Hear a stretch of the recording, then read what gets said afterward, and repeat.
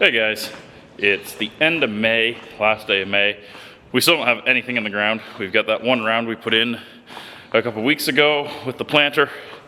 Haven't done anything since. It's been cold and rainy here. It's blowing 40 today, it feels like. So, we've got some custom work we want to do. Focus. There we go. So we got some custom work we're supposed to be doing. We're gonna go up and do that today. We've got all of the no-till coulters, or I guess the strip-till coulters, whatever you want to call them, on this rig done.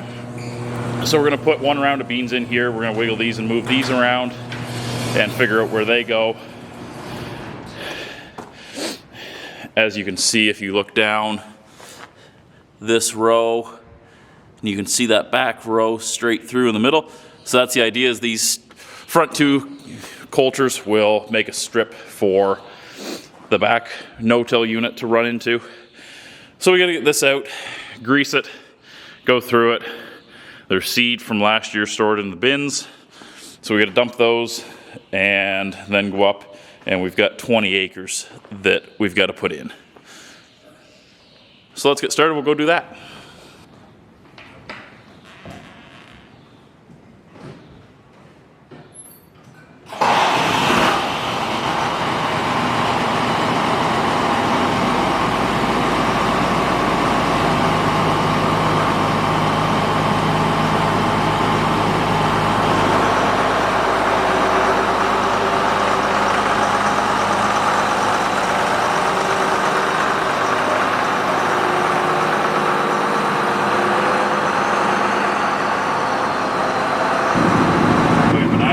For a couple hours now. We've got our 20 acres of custom work almost in, but don't you just love when you're farming and I've got one round to make? You're gonna end up at the back of the farm. You get to deadhead your way all the way back to the road. It's always amusing. There's a few kind of washout swales in this farm that we've got to slow down and go through. We're almost done. We've got 17 acres out of our 20, so we've got an acre left to put in, 2 acres or so. We've got 2 units of seed riding on the back. You can see those bags. You can see the blue bag off to the side there. We carry a little bit of extra seed when you're getting down to work like this.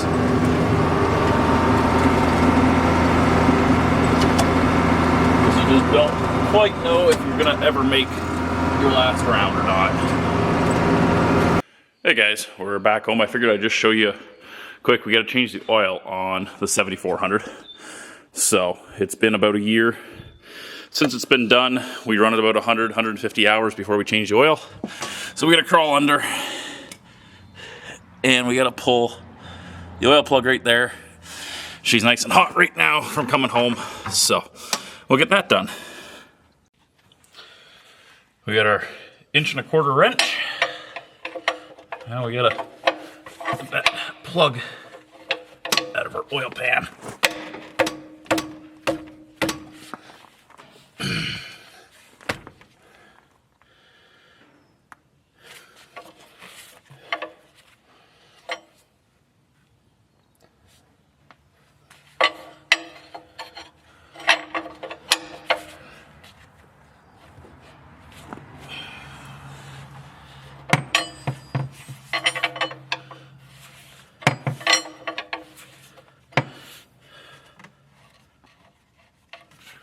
I don't know what's better, whether to use gloves or not gloves, where you run the least risk of burning yourself.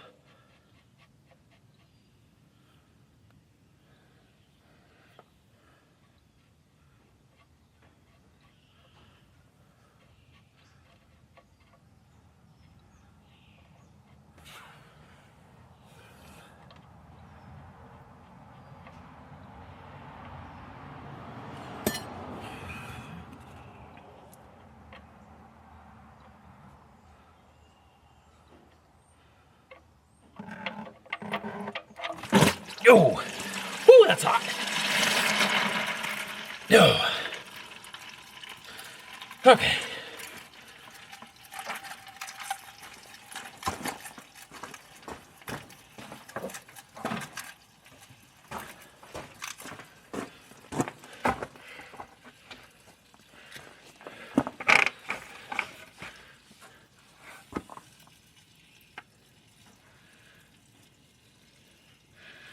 Always have a spare pail beside you.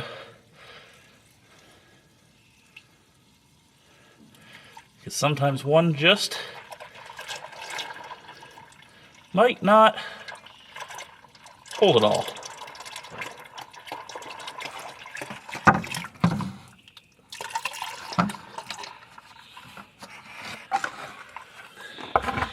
There.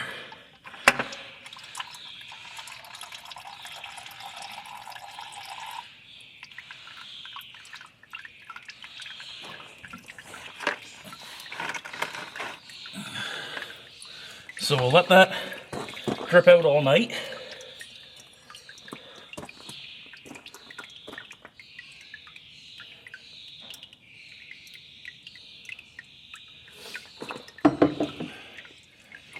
And we'll put the plug back in her tomorrow, put the filter on, and refill it with oil tomorrow.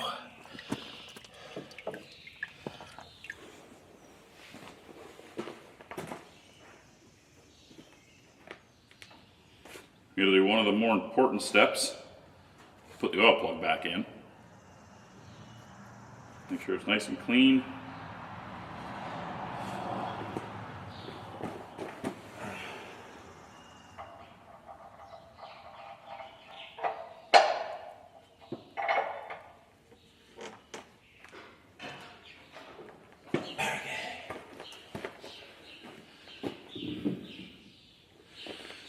And then we've got to take our oil filter off and make sure we've got the right one. 19044. 19044.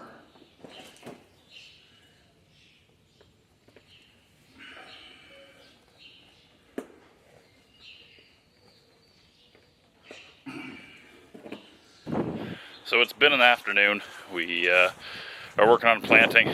We just put the last of our Pioneer beans in, and we're growing P25A 16E Enlist soybeans. We've grown these before. They were a really good bean. They run 70 the first year we grew them, and they run 50 last year. So I just thought I'd show you some maintenance we do to the Cyclo-Air. What we have to do, we've got to take our drums off after we shut our seed off, and we've got to put graphite on where these seals run. So I just thought I'd show you guys what we do with that quick. We're going to take our cap off. We've pulled our wheels away.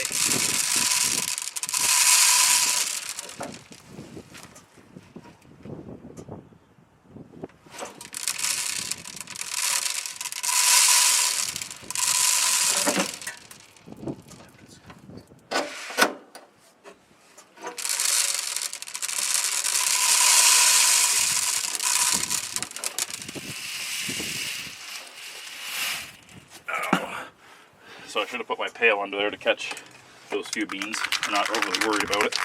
So we've got liquid graphite in a spray can, and we just got to go around fairly generously. It's tough to do into the wind.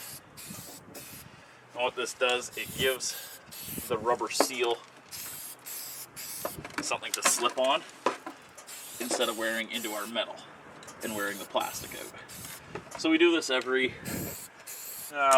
probably 2 fill-ups, every other fill-up, every 3rd fill-up, depending on if I remember or not. Getting in on this side's kind of a pain with everything in there.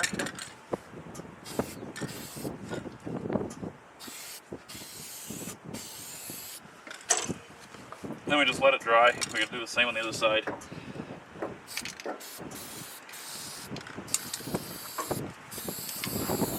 And by the time we come around, or by the time we do the other side, this side will be dried up. So this is inside of the drum.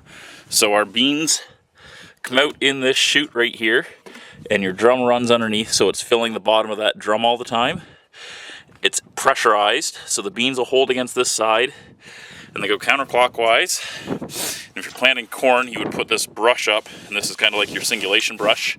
We never use it, it just runs down and is in there. This is your guide wheel, and then these are your seed tubes all the way along. That there's 8 of them on this side, there's 8 on the other side, one's capped off. And as this knockout wheel pushes the beans off the drum, they drop into your seed tube under air pressure, and they're curved and they go out the back. But that's the inside of our air drum, and there's into our air fan in there. That's where our air is coming from.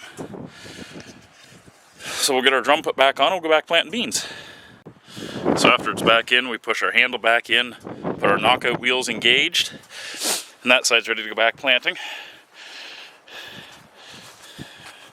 It's always one of those things, you're walking along and you're always looking for something on these planters that's gone wrong or can go wrong or would go wrong. We just pick our drum up, kind of line our holes up on our drive tags, and it just slips on.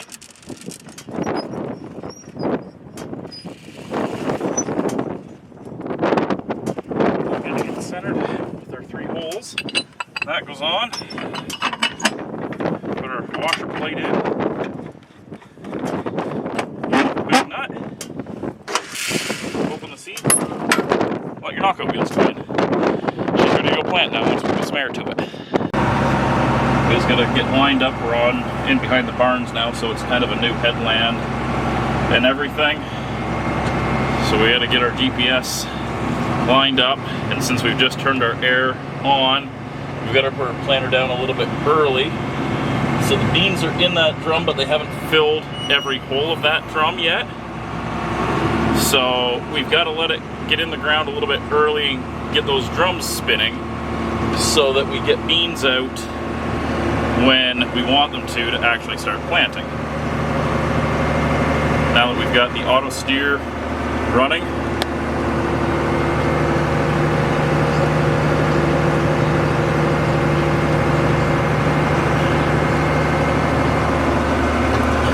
and now we just plant. So we are no-tilling this year in this field.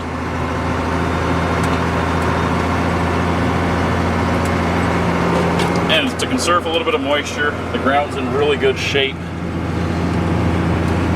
And it's just one less trip over the ground we've got to do, one less man, save on diesel fuel,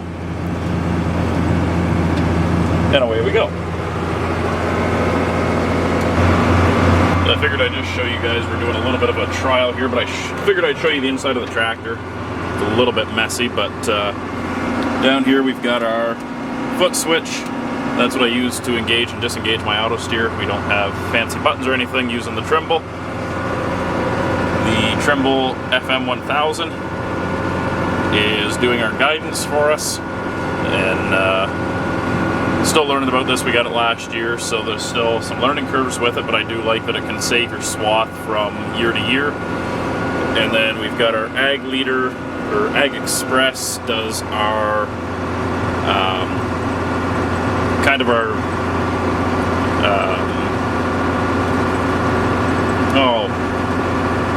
your seed monitoring. There we go.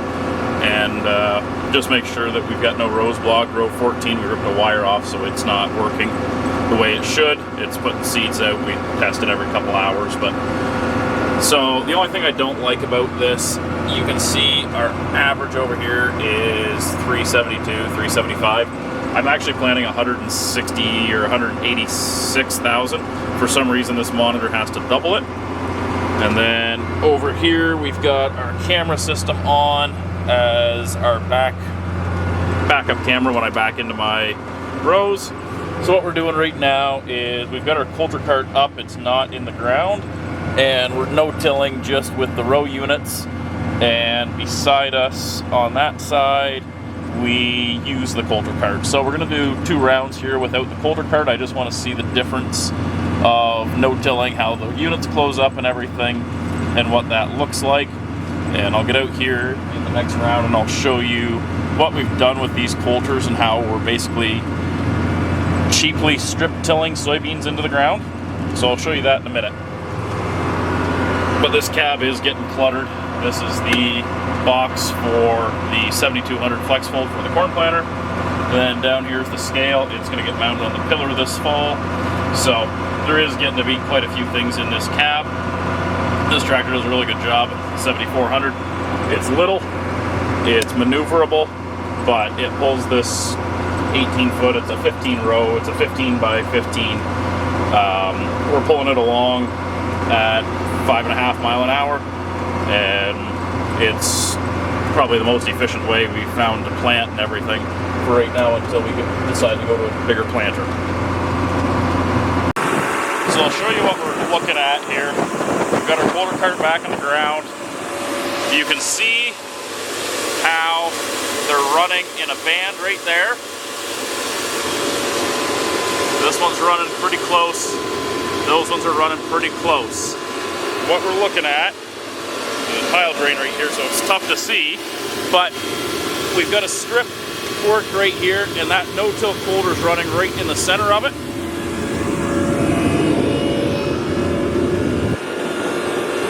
The vacuums are kind of loud. And you can see here what kind of job that's doing, finding that up. It's not a perfect job. The ground isn't quite fit here. It's the 1st of June and they're going in the ground. But this side, these are the same 2 rows. We've just come back on these. These were without the no-till or the coulter cart. So you can see how it's coarser ground and they just didn't close up as nice. It's a little coarser looking. We can see, let's look at row 1, 2 and row 1, 2. And you can see the difference in the texture of it, and hear how fine these ones are all closing up and how nice they're working. So that's what we're doing with our coulter system. They all run in, and basically we're strip tilling these beans in, and it's just working a small section of dirt for those row units to follow into. You can see they all do it. We're not working those coulters very deep. We're only running them about 1 inch deep. So it's not a big thing, but that's why we're running those. Well, we're getting there. We're on our last field of our soybeans. We've got some custom work piled up behind us that we've got to do in the next day or two. But we're down to our last field. We've got 5 acres on the lake bank that we're putting in. It's kind of slow running. There's a lot of rocks in this field, a lot of corn stalk trash we're dealing with, so we're only running slow. It's only 5 acres and there's a lot of turning. The field's not very long. You can see behind me the trees there. This field's maybe only 800 feet long. So not an overly big farm. By the time you get your headlands in all the way around, you don't have much left to do. We're going to come to the end, hit our foot switch to disengage, lift our planter, make a big wide turn,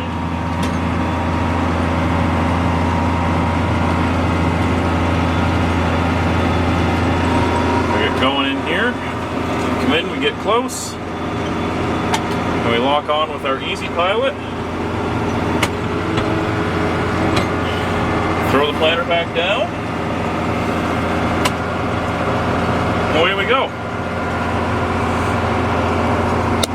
You can see there's lots of moisture in this ground. It's kind of a sandy loamy ground, kind of a little bit of gravel in it. So there is lots of moisture here, a little bit of heat. This ground will warm up fast. We worked it down again today just to keep finding it down. So FM 1000's doing a good job. Nice being on the water, looking out over that nice blue lake. Planter's doing a good job behind us. Well, we're coming to the end. We're on the last pass of this farm. It's tougher to see in the work ground, but when we get on to the 1000, we're just on our last pass. I had to restart, so this side is all done. You can see my little paint marks here. Everything to the right of that is done, so we're just almost there. Tough to see, but this is a poor farm. there's no tile, there's low fertility. It's a challenging farm, but it always seems to produce really well, so I guess we keep doing it. So, I don't know, we'll see. Thanks for watching, guys. I appreciate the support. Don't forget to like, comment, subscribe, share this video if you find it interesting with your friends, and we'll see you next time.